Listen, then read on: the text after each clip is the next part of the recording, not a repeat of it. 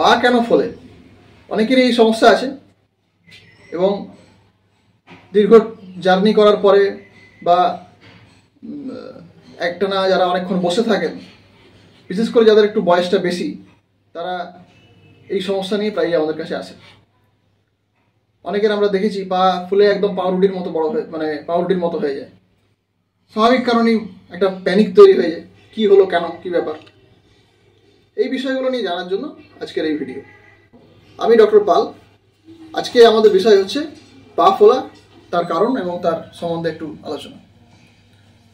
অনেকগুলো কারণে পা ফোলে, বিশেষ করে বয়স্ক মানুষরা এই সমস্যাটায় বেশি ভোগেন। কী কারণে হয়? হার্টের সমস্যা, কিডনির সমস্যা বা লিভারের সমস্যা। এবার এই তিনটে সমস্যার মধ্যে কোনটা আপনার ক্ষেত্রে আছে তা জানতে গেলে একটু ব্যাকগ্রাউন্ডে যেতে হবে। যদি হার্টের সমস্যার জন্য পা ফোলে, তাহলে দেখা যায় যে পা ফোলা ছাড়াও অনেক সময় ঘুমানোর সময় মাঝে রাতে শ্বাসকষ্ট হতে পারে। যদি কিডনির সমস্যার জন্য পা ফোলে, দেখা যায় যে পা ছাড়া হয়তো মুখের কাছটাও ফুলে গেল।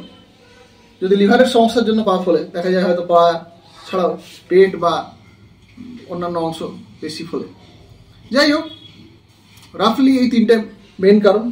এছাড়াও আরও অনেক কারণের জন্য পা ফুলতে পারে, যেমন শরীরে যদি রক্ত কম থাকে, যেটাকে আমরা বলি অ্যানিমিয়া, বা প্রোটিন যদি কম থাকে, বা অনেক সময় হরমোনাল কোনো ইমব্যালেন্স, যেমন থাইরয়েডের প্রবলেম থাকলে, বা শরীরের যে আমাদের ভেতরে সেক্স হরমোন বা স্টেরয়েডের আপ ডাউনের কারণেও কিন্তু অনেক সময় হরমোনাল সমস্যার জন্য পা ফুলতে পারে।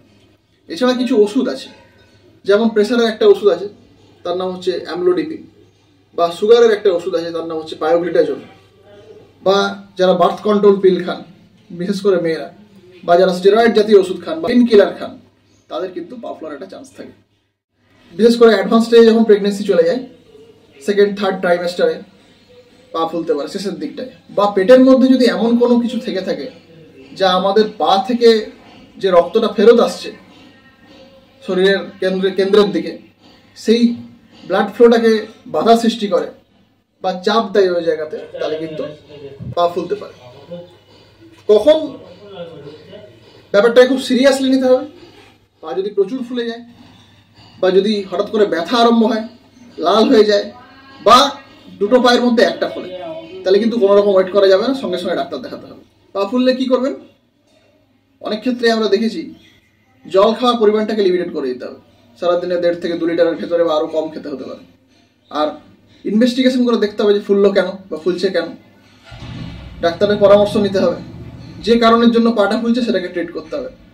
এই কথাটা এই কারণে বললাম, আপনারা অনেকে করেন কি, ওষুধ দোকান থেকে ল্যাসিক্স বা ডাইডট জাতীয় ওষুধ কিনে খেতে আরম্ভ করেন।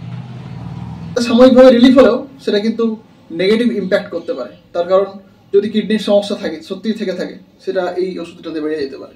বা যদি হার্টের সমস্যা থেকে থাকে, হার্টের পাম্পিং ক্যাপাসিটি কম থাকে, তাহলে কিন্তু হঠাৎ করে ব্লাড প্রেশার ফল করে যেতে পারে।